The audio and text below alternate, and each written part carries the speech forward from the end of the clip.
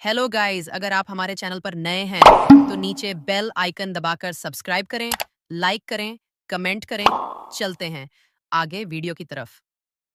Anika building की खिड़की के पास खड़ी कॉलेज के कैंपस को देख रही थी।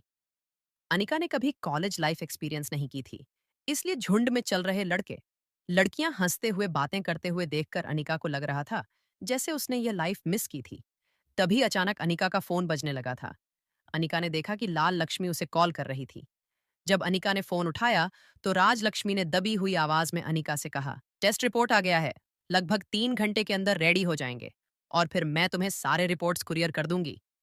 कल तक तुम्हारे पास रिपोर्ट्स फिजिकली फॉर्म में पहुंच जाएंगे।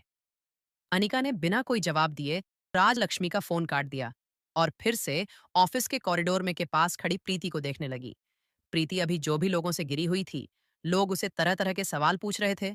हर कोई डॉक्टर के बारे में ज्यादा से ज्यादा इंफॉर्मेशन निकालने की कोशिश कर रहा था, मगर प्रीति बस कुछ ही शब्दों से सबसे कहती है, मैं भी डॉक्टर अमिता के बारे में उतना ही जानती हूँ जितना कि आप लोग। प्रीति का जवाब सुनकर अनिका मन ही मन मुस्कुराने लगी और सीढ़ियां चढ़कर डॉक्टर सक्सेना की ऑफिस की ओर जाने लगी।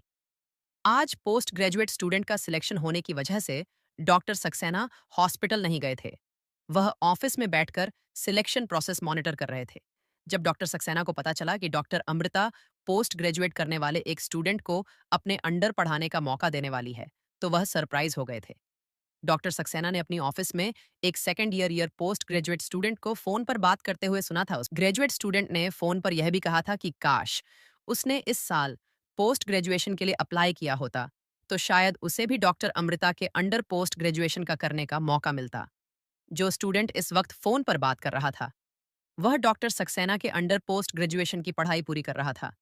डॉक्टर सक्सेना ने पीछे से उस स्टूडेंट की पीठ पर थपथपा और जैसे ही वह स्टूडेंट पुनः डॉक्टर सक्सेना ने उससे कहा, अच्छा, तो तुम डॉक्टर अमृता के अंडर पोस्ट ग्रेजुएशन करना चाहते थे। इसका मतलब यह साफ है कि तुम मेरे अंडर पोस्ट ग्रेजुएशन कर रहे हो।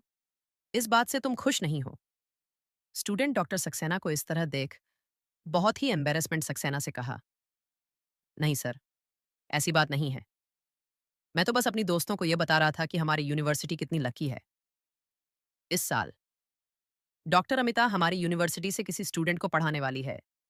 फिर उस स्टूडेंट की पीठ थपथपाते हुए डॉक्टर सक्सेना ने कहा, हाँ, तुम्हारी बात तो सच है, मुझे भी इस बात की खुशी हुई है। जैसे ही डॉक्टर सक्सेना ने अपनी बात पूरी की, उन्होंने कॉरिडोर में ही अनिका को देखा। वह तेजी से चलकर अनिका के पास गए और अपना हाथ अनिका की ओर बढ़ाते हुए उन्होंने कहा, अरे तुम यहाँ, प्लेजेंट सरप्राइज। इससे पहले कि लोगों को पता चले कि उनका सीक्रेट सुपरस्टार इस वक्त यहाँ मौजूद है, चलो केबिन में चलते हैं, वहीं पर चलकर बात करेंगे। ऑफिस के अंदर पहुंचने के बाद डॉक्टर सक्सेना ने अनिका को अपनी चेयर पर ऑफर की और खुद गेस्ट चेयर पर बैठ गए। डॉक्टर सक्सेना ने अनिका से पूछा, यह मैं क्या सुन रहा हूँ? वैसे बात तो बड़ी खुशी की है कि तुम हमारी कॉलेज में लेक्चर लेने वाली हो। अनिका ने डॉक्टर सक्सेना का जवाब देते हुए कहा, नहीं, ऐसा नहीं है। यह सुनकर डॉक्टर सेना हैरान हो गए। उन्होंने अनिका से पूछा, तो क्या तुम प्रोजेक्ट या कोई पैरेलल को कोर्स शुरू करना चाहती हो? इस बात का जवाब देते हुए भी अनिका ने ना में अपना सर हिला दिया। हैरान डॉक्टर सक्सेना ने अनिका से पूछा, मगर अभी अभी मैंने सुना है कि तुमने एक पोस्ट ग्रेजुएट स्टूडेंट को अपने अंडर एक्सेप्ट किया है। अगर तुम कोई प्रोजेक्ट भी नहीं शुरू करने वाली हो, ना ही लेक्चर देने वाली हो, तो फिर तुम उसे किस तरह ट्रेनिंग दोगी? दरअसल अनिका भी डॉक्टर सक्सेना से यही बात करने आई थी। बड़ी शांति से डॉक्टर सक्सेना से कहा, डॉक्टर सक्सेना, आपने मुझसे कहा था कि आप मेरे फेवर के बदले मुझे एक रिटर्न फेवर करेंगे। ये बात सिर्फ उस बच्चे की ऑपरेशन की नहीं थी। कुछ साल पहले जब एक सर्जरी के बीच डॉक्टर एस सेना बुरी तरह से कंफ्यूज हो गए थे, तब अनिता ने उन्हें गाइड किया था। तब से लेकर आज तक डॉक्टर सक्सेना ने हमेशा चाहा था कि डॉक्टर अमिता किसी न किसी तरह Delhi university of medical science के साथ जुड़ी रहे। डॉक्टर अमृता के कई सारे एहसानों के बदले एक फेवर करना तो डॉक्टर सक्सेना के लिए बहुत छोटी बात थी। डॉक्टर सक्सेना ने मुस्कुराते हुए हाँ में अपना सर हिलाया और कहा, या तुम कैसी बातें कर रही हो? तुम सिर्फ हुक्म करो, तुम्हारा काम हो जाएगा। अनिका अपना चेयर से उठी और खिड़की की बाहर देखने लगी। थोड़ी देर कुछ सोचकर अनिका ने खिड़की से बाहर देखते हुए कहा, डॉक्टर सना, मैं चाहती हूँ आप मेरी एक्सेप्ट की हुई स्टूडेंट को अपने अंडर पोस्ट ग्रेजुएशन की ट्रेनिंग दे। वैसे तो डॉक्टर सक्सेना साल में सिर्फ 3 या 4 बच्चों को अपने अंडर ट्रेनिंग देने का मौका देते थे, क्योंकि उनकी सर्जरीज और बिजी शेड्यूल की वजह से वह बच्चों को पढ़ाने में ज्यादा वक्त नहीं निकाल पाते थे। अनिका के इस प्रथा पर ज्यादा सोच विचार ना करते हुए डॉक्टर सक्सेना ने अनिका से कहा, तुम्हारे लिए इतना करना तो मेरे लिए बहुत सी छोटी बात है। तुम्हारा काम हो जाएगा, बिल्कुल फिक्र मत करो। डॉक्टर सक्सेना के मुंह से यह बात सुनते ही अनिका ने एक चेयर पर अपना पर्स उठाया और बाहर निकलने लगी। तभी डॉक्टर सक्सेना ने अनिका को रोकते हुए पूछा, क्या वह कैंडिडेट को की सिफारिश तुम इसलिए कर रही हो कि वह तुम्हारे इक्कार है? अगर ऐसा ही था तो पहले ही मुझे फोन कर दिया होता, तो यह सब कुछ बिल्कुल आसानी से हो जाता। कुछ देर सोचने के बाद अनिका ने डॉक्टर सक्सेना की आंखों में आंखें डालकर कहा, नहीं, ऐसा बिल्कुल नहीं है। अनिका उन लोगों में से नहीं थी जो अपने परिवार वालों की सिफारिश से किसी की भी तरह की मदद करें। मगर कहीं ना कहीं अनिका जानती थी कि प्रीति यह मौका डिजर्व करती थी, और इसलिए अनिका ने डॉक्टर सक्सेना से यह फेवर मांगी थी। डॉक्टर सक्सेना की केबिन से निकलने के बाद अनिका फिर से ऑफिस कॉरिडोर में पहुंची, जहां प्रीति अभी भी स्टूडेंट से घिरी हुई थी। प्रीति को देखकर ऐसा लग रहा था जैसे प्रीति कोई बावर्ड की सेलिब्रिटी थी, जिसे देखकर लोग ऑटोग्राफ और सेल्फी खींचने के लिए उसके आसपास इकट्ठा हो गए थे। अनिका ने प्रीति को मोबाइल पर एक मैसेज ड्रॉप कर दिया, कल मुझसे जरूर मिलना, मैं तुमसे कुछ बात करना चाहती हूँ। यह मैसेज ड्रॉप करने के बाद अनिका अपनी गाड़ी में बैठकर कॉलेज से निकल गई मल्होत्रा हाउस। जब अनिका मल्होत्रा हाउस पहुंची, अनिका ने देखा कि गार्डन के कोने में क्रिश के चिल्लाने की आवाज आ रही थी। अब अनिका ने गैरेज के पीछे जाकर देखा तो क्रिश फोन पर किसी से ऊंची आवाज में बात कर रहा था। क्रिश के चेहरे से साफ पता चल रहा था कि वह बहुत ही ज्यादा टेंशन में था। अपने एक हाथ से फोन और दूसरे हाथ सर पर मारते हुए क्रिश ने फोन पर कहा, अब तुम हद से ज्यादा बोल रहे हो। कहा ना मेरी गाड़ी 1.5 करोड़ की है, मैं 2.5 करोड़ में बेचने के लिए तैयार हूं। अब मुझे 1.5 करोड़ ऑफर कर रहे हो। या तो गलत बात हो गई, तुम मेरी सिचुएशन का फायदा उठा रहे हो। मार्केट में इस वक्त इस गाड़ी का जो दाम चल रहा है, उससे कम से कम 25 लाख मैंने कम कोट किया है। तुम अच्छी तरह से जानते हो कि पूरी तरह से फंसा चुका हूं, इसलिए तुम फायदा उठाना चाहते हो। यह बातें करते हुए क्रिश जब यहां से वहां चल रहा था, तब उसकी चाल देखकर यह भी समझ में आ रहा था कि क्रिश के पांव में अभी भी पूरी तरह से पिछले जख्म से ठीक नहीं हुआ था। क्रिश चलते वक्त थोड़ा सा लंगड़ा रहा था। फिर अचानक ही ऐसा लगा जैसे फोन पर किसी ने ऐसी बात की जिससे क्रिश बहुत ज्यादा हर्ट हुआ था। क्रिश ने अपने कानों से फोन हटाया, फोन को स्पीकर मुंह के पास लाकर जोर से चिल्लाने लगा, एक बार मुझे इस मुसीबत से बाहर आ जाने दो, फिर दिखाता हूं तुम लोगों को। एक एक पैसा चुका दूंगा, उसके बारे देखूंगा। तुम लोगों को फोन काटने के बाद क्रिश ने अपने फोन जेब में रख दिया और अपने हाथ अपने सर पर रख लिए। थोड़ी देर आसमान में देखकर कुछ सोचने के बाद क्रिश ने अपने गैरेज के अंदर चला गया। अनिका चुपके से क्रिश को फॉलो करते हुए गैरेज के ठीक बगल में जाकर चुपचाप क्रिश को देखने लगे। क्रिश अपनी येलो स्पोर्ट्स कार में बैठकर तेजी से कार चलाते हुए बाहर निकला। क्रिश का इस तरह का बिहेवियर अनिका ने पहले भी देखा था। अनिका जानती थी कि जरूर कोई ऐसी बात है जो क्रिश अपने परिवार वालों से छुपाता था, और क्रिश की पर्सनल लाइफ वह कभी भी किसी के साथ शेयर करना पसंद नहीं करता था। थोड़ी देर अनिका क्रिश की तेजी से चलती हुई गाड़ी देख रही थी। कुछ ही सेकंड में गाड़ी पीछे छोड़ रहे धुएं से अदृश्य हो गई। अनिका ने एक लंबी सांस छोड़ी और घर के अंदर चली गई। वहां दिल्ली के हाईवे पर तेज गाड़ी चला रहा क्रिश कार के स्पीकर के पर फोन से किसी से बात करने लगा। क्रिश स्पीकर पर कह रहा था, मैं अपनी गाड़ी बेचना चाहता हूं, तुम अपने सर्कल में सबको बता दो, जो कोई सही दाम लगाएगा कार उसकी हो जाएगी। तभी सामने से किसी ने क्रिश को सलाह देते हुए कहा, कार तो तब दिखेगी जब अगली रेस के बाद कार तुम्हारे पास होगी। तुम तो जानते हो अगली रेस कितनी इंपॉर्टेंट है। आज तक इंडिया में तुम ही नंबर 1 रेसर बने हुए थे, लेकिन अगर अगली रेस तुम नहीं जीते तो तुम कितने बड़े कर्जे में डूब जाओगे, या तुम सोच भी नहीं सकते। एक ही रास्ता है, किसी तरह अपने पांव का इलाज कराओ और उस टूटी हुई हड्डी को ठीक करवाओ। मैंने पता लगाया है। देखो, एक बहुत बड़ी सर्जन है डॉक्टर अमृता। ऐसे केसेस में वो 100% गारंटी सक्सेसफुल रिजल्ट देती हैं। अगर अगली रेस से पहले तुम अपनी सर्जरी करवाकर पहले की तरह ठीक हो जाओ, तो और रेस का कॉन्फिडेंस तुम में आ जाए।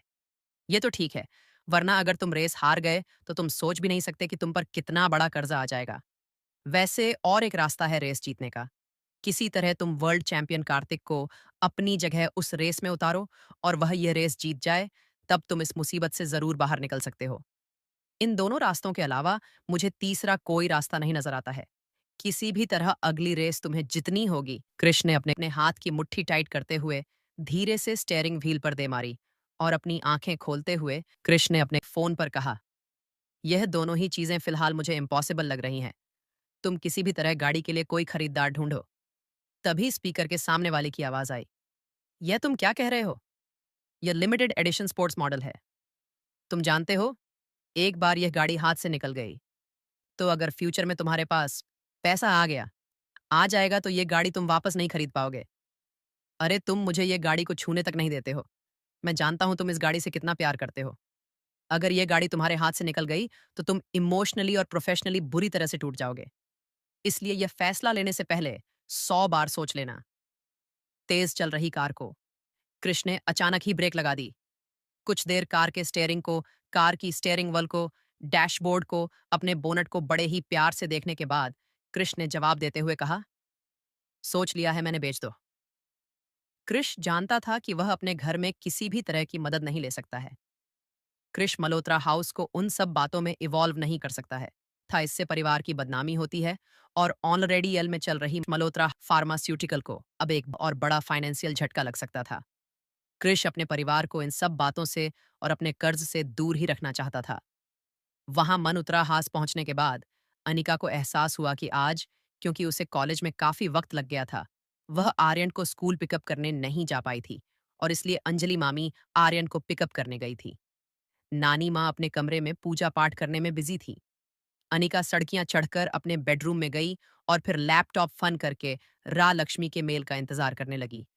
तभी अचानक कमरे में अंजलि मामी और अनिका के ठीक बगल में बैठकर धीमी आवाज में अनिका ने पूछा, अनिका बेटा, क्या तुम कोई काम कर रही हो? अगर तुम बिजी हो तो बाद में बात करते हैं। मामी को इस तरह बात करते हुए देखकर अनिका समझ गई थी कि जरूर कोई अर्जेंट बात होगी। तभी अंजलि मामी ने इस तरह अनिका से बात की थी। अनिका ने कहा, मामी कहिए क्या बात है?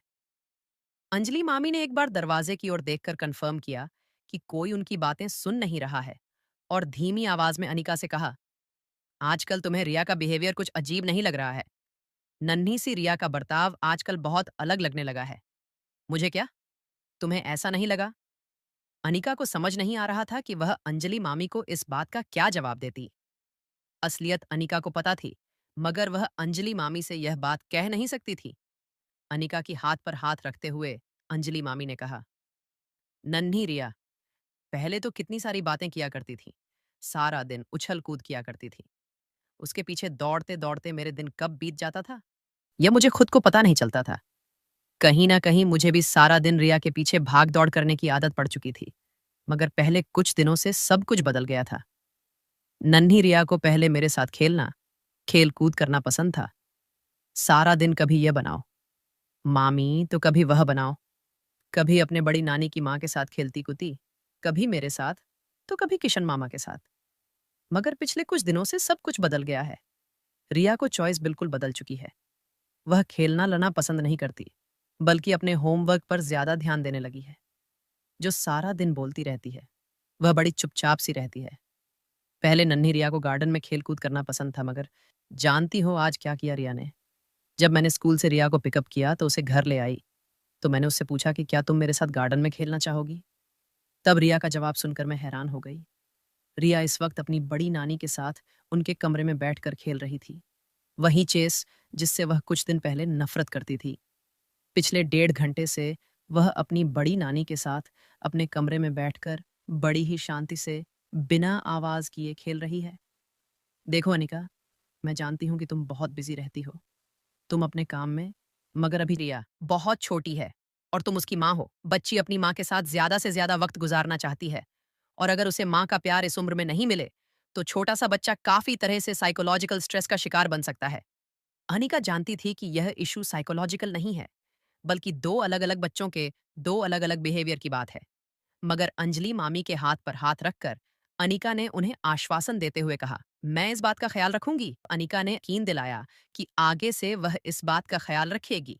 तब अंजलि मामी ने राहत की सांस ली। अंजलि मामी अनिका के बेडरूम से बाहर निकलने वाली थी, तभी अनिका ने उनसे पूछा, अंजलि मामी, क्या कृष के साथ सब कुछ ठीक है?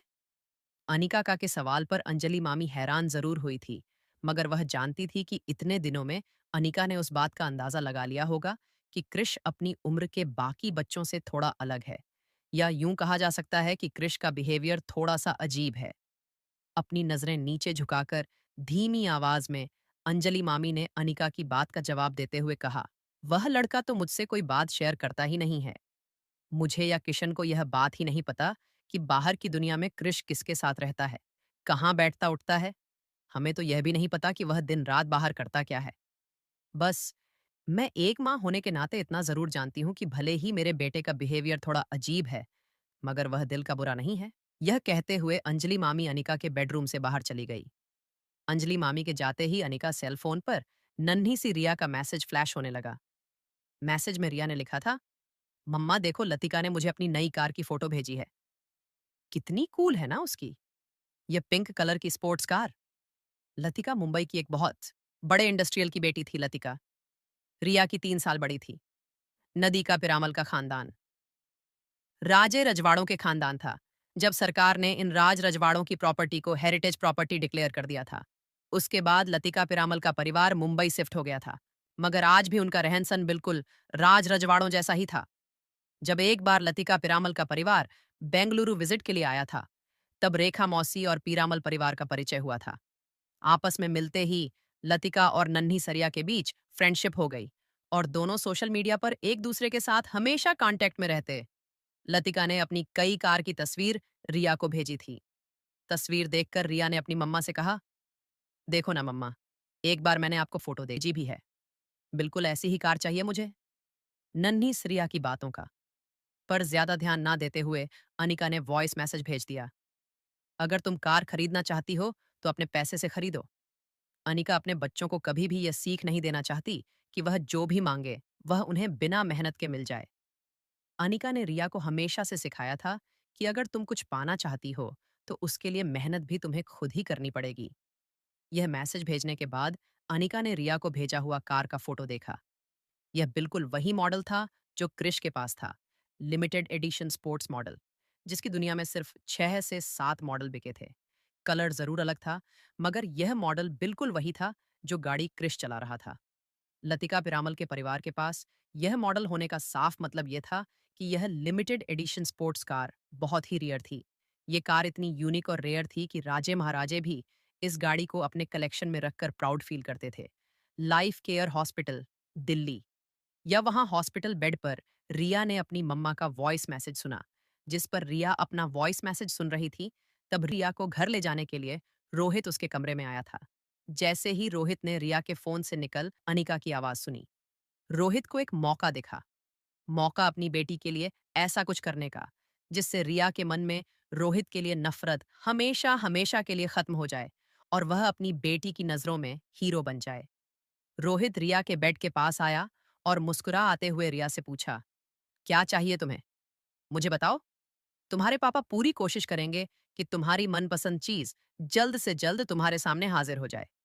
नन्ही सरिया स्पोर्ट्स कार को देखकर इतनी एक्साइटेड हो चुकी थी कि अपने पापा की यह बात सुनकर उसने तुरंत अपना फोन रोहित की ओर कर दिया और स्क्रीन पर लतिका की कार रोहित को दिखाते हुए कहा, मुझे बिल्कुल ऐसी स्पोर्ट्स कार चाहिए, पिंक कलर की, बिल्कुल यही मॉडल। रोहित ने एक बार गौर से उस मॉडल को देखा और मुस्कुराते हुए रिया से कहा, मिल जाएगा, बहुत जल्द ये कार तुम्हें मिल जाएगी। ये बात सुनते ही नन्ही से रिया ने अपने दोनों हाथ हवा में उछाल हुए कहा, ये आप कितने कूल हैं डैडी।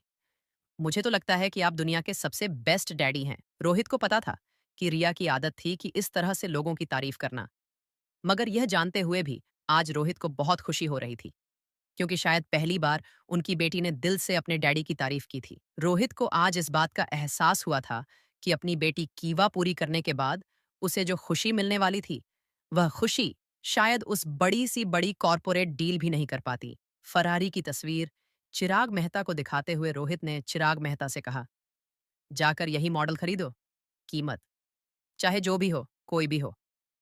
चिराग मेहता को यह इंस्ट्रक्शन देते हुए रोहित ने नन्ही सरिया को अपने हाथ में ले उठा लिया और कहा, चलो, आज तुम्हें हॉस्पिटल से डिस्चार्ज मिल गया है, क्यों ना पहले हम दादी माँ और बड़ी दादी माँ से मिलने उनके घर। यह बात सुनते ही रिया ने फिर से अपने दोनों हाथ हवा में उछलते हुए कहा, यह दादी माँ और बड़ी दादी माँ दोनों एक साथ, अब तो बड़ा मजा आएगा। मल्होत्रा। हो डिनर करने के बाद अनिका डाइनिंग टेबल से उठकर सीढ़ियों से अपने कमरे की ओर जाने लगी।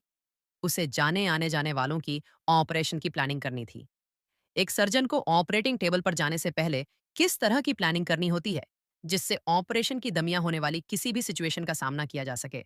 अनिका हर पॉसिबल इवेंट की एक लिस्ट बनाती हुई, जिससे ऑपरेशन के दरमियान अगर किसी भी तरह की सिचुएशन खड़ी होती है तो अनिका पहले से उस सिचुएशन को हैंडल करने के लिए अपने आप को तैयार रखिए, जिससे पेशेंट के इलाज में किसी भी तरह की दिक्कत ना आए और पेशेंट की सर्जरी सक्सेस होने के चांसेस ज्यादा हो जाए। एक सर्जन को अच्छा बुरा और बेहतरीन सर्जन उस सर्जन की प्रिपरेशन बनाता है। बाकी कॉलेजेस में हर डॉक्टर को इक्वल ट्रेनिंग दी जाती थी, मगर ट्रेनिंग लेने के बाद हर सर्जरी से पहले सर्जन जिस तरह के से अपने आप को प्रिपेयर रखता है, वहीं उसे दूसरे सर्जन से अलग बनाता है। जब अनिका नंबर 1 सर्जन थी, तो उसकी प्रिपरेशन भी सबसे ज्यादा और सबसे अलग होती थी। इससे पहले कि अनिका सीढ़ियां से उतर चढ़कर अपने कमरे तक पहुंचती, मल्होत्रा हाउस के दरवाजे पर जोर जोर से किसी की रोने की आवाज आने लगी। जब अनिका और अंजलि मामी ने दरवाजे की ओर देखा, तो वह दोनों देखकर हैरान हो गए कि मीनाक्षी और योगिता रोते हुए अंदर की तेजी से चले आ रहे थे। फूट फूट कर रो रही मीनाक्षी ने अंदर आकर अंजनी मामी का हाथ पकड़ लिया और कहा, मुझे माफ कर देना अंजलि, मैंने हमेशा तुम्हें गलत समझाया और आज उसी की सजा मुझे मिल रही है। मुझे माफ कर देना। अपने दोनों हाथ मीनाक्षी के कंधों पर रखकर हैरान अंजलि मामी ने मीनाक्षी और योगिता को देखते हुए पूछा, क्या हुआ? क्या बात है? तुम दोनों इस तरह से वक्त यहां पर कैसे आना हुआ? दरअसल जब से रियल स्टेट की पॉलिसी में बदलाव हुआ है, तब से रियल स्टेट का मार्केट क्रैश हो गया है। लोग रियल स्टेट में इन्वेस्ट नहीं करना चाहते थे, क्योंकि गवर्नमेंट की एक पॉलिसी की वजह से प्राइसिंग रेगुलर होने वाले थे, और इसलिए बड़े बड़े इन्वेस्टर अब रियल स्टेट में प्रॉपर्टी खरीदने से बेहतर कहीं और इन्वेस्ट करके अपना मुनाफा बढ़ाना चाहते थे। मीनाक्षी के कहने पर आहूजा खानदान ने मेहरा के रियल एस्टेट प्रोजेक्ट में 30 करोड़ लगा दिए थे, और अब प्राइसिंग रेगुलेशन के बाद उनका पूरा का पूरा इन्वेस्टमेंट बिल्कुल डेड हो चुका था। और ऊजा परिवार ने मीनाक्षी के कहने पर मार्केट से भी कर्जा लेकर मेहरा की कंपनी में इन्वेस्ट किया था। रियल स्टेट बिजनेस पर पॉलिसी अनाउंस होने के बाद मेहरा खानदान खुद बहुत बड़ी मुसीबत में फंस चुका था, और उसके बाद साहब साथ साथ फंस गए थे उसके सारे प्राइम इन्वेस्टर्स, जिसमें से एक आहूजा परिवार। क्योंकि मीनाक्षी से कहने पर आहूजा खानदान ने इतना बड़ा इन्वेस्टर रिस्क लिया था, पैसे अटक जाने पर आहूजा खानदान ने मीनाक्षी और उसके बच्चों को घर से निकाल दिया। जब मीनाक्षी अपने बच्चों को लेकर फिर से अपने पति पीयूष रायच के पास गई, तब पीयूष ने मीनाक्षी से कहा, वह उसे तभी एक्सेप्ट करेगा जब वह अंजलि से माफी मांग लेती है। जब मीराची के पास और कोई रास्ता नहीं बचा था, तो वह रोती हुई अंजलि से माफी मांगने चली आई। अंजलि मामी सामने हाथ जोड़कर मीनाक्षी अंजलि मामी से कहने लगी, मुझे माफ कर दो अंजलि, मुझे सा माफ कर दो। अगर तुमने मुझे माफ कर दिया, तो वह तुम्हारे भाई मुझे और मेरे बच्चों को घर में जगह दें। का अंजलि मामी ने अपनी नजर झुकाते हुए धीमी आवाज में मीनाक्षी से कहा, मेरे माफ करने या ना करने से क्या फर्क पड़ने वाला है? अच्छा होगा कि फ्यूचर में हम सब एक दूसरे के रास्ते में आने की कोशिश ना करें। अगर हम एक दूसरे के कांटेक्ट में रहना है, तब तभी कोई प्रॉब्लम होगा। अगर कांटेक्ट नहीं होगा, तो हम दोनों के बीच कोई प्रॉब्लम ही नहीं होगी। जिंदगी में काफी ऐसे कड़वाहट होते हैं जिन्हें माफी से मिटाया नहीं जा सकता है। मीनाक्षी भले ही रोते हुए माफी मांग रही थी, मगर मीनाक्षी की आंखों में बह रहे आंसू झूठे थे। यह समझ पाना कोई बहुत मुश्किल काम नहीं था। मीनाक्षी ने जिस तरह से पूरी जिंदगी अंजलि मामी का इंसल्ट की थी, वह अंजलि मामी इतनी जल्दी भूलने वाली नहीं थी। जब योगिता ने देखा कि अंजलि मामी उसकी मम्मी को इतनी आसानी से माफ करने वाली नहीं थी, तब योगिता ने अंजलि मामी से कहा, क्या आप मेरी माँ को माफ नहीं करेंगी? क्या आप नहीं चाहती कि डैड हमें एक्सेप्ट कर ले? अगर डैड ने हमें माफ की नहीं किया, तो हम लोग कहाँ जाएंगे? रोते रोते मेरी माँ तो शायद मर ही जाएगी। अगर आप कहे तो मेरी माँ के लिए मैं माफी आपसे मांगने के लिए तैयार हूँ। आप कहेंगी तो मैं आपके सामने अपने घुटने टेक कर, अपने कान पकड़कर माफी मांगने के लिए तैयार हूँ। योगिता जब यह सब कह रही थी, तब वह धीरे धीरे अपने घुटनों पर बैठने लगी। जैसे अंजलि मामी ने योग्यता को ऐसा करते हुए देखा, तो अपने दोनों हाथ उसे योग्यता के कंधों को पकड़कर उसे सहारा देते हुए फिर से उसे उसे अपने पांव पर खड़ा किया और कहा, ये क्या कर रही हो बेटा? अंजलि मामी की बात का जवाब देते हुए तुरंत ही योग्यता ने कहा, फिर आप डैड को कॉल करके बता दीजिए, आप मम्मा से गुस्सा नहीं है, वरना वह मम्मी को घर में नहीं आने देंगे। अंजलि मामी अच्छी तरह जानती थी कि इस वक्त माँ बेटी दोनों मिलकर गिल्टी होने का नाटक कर रहे थे, मगर वह नहीं चाहती थी कि उसकी वजह से उनके भाई के संसार में कोई प्रॉब्लम खड़ी हो। इससे पहले कि अंजलि मामी अपने भाई पीयूष को कॉल लगाती, कोई जोर जोर से मल्होत्रा हाउस का दरवाजा खटखटाने लगा। दरवाजा खोल, कहाँ छुपे हो सब लोग?